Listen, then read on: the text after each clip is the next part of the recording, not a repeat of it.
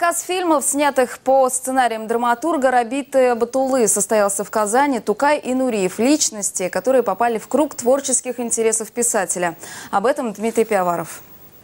В творческом водовороте вокруг Рабиты Батулы исторические процессы, вселенские катаклизмы и персоны, оставившие память о себе. Личности непростые и непонятые по меркам времени их породившего. Рудольф Нуриев «Прощание с Родиной» – последняя работа, снятая режиссером Фаридом Давлетшиным по сценарию Рабиты Батулы. Это художественно-публицистическое исследование пребывания Нуриева на родине в 1992 году. «Небесные врата» – это история слияния творческого духа Габдуллы Тукая с современным творческим потенциалом. Они где-то схожи, раздираемые противоречиями, личные противоречия в области любви, политики и так далее. Они где-то сходятся. И такой же был Тукай, неспровергатель устоев.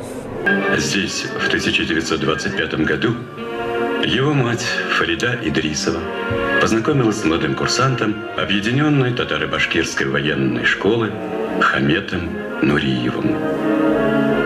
В 1929 году они женятся. А в 1938, когда родился Рудик, у них уже было 3 дочери – Роза, Резида и Лида.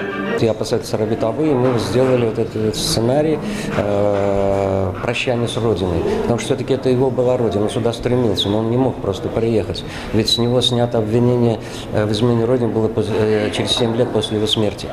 Кстати, создатель нового документального кино о Нуриеве, которому в этом году 75 лет, считает, что можно отдать долг великому танцору и нашему земляку даже способами игрового кино. Но снять кино гораздо легче, чем его прокатать. Пока нужно лишь разделить радость выхода в свет нового документального творения. В кинотеатр продавать билеты и показывать фильм, но навряд ли кто-то пройдет.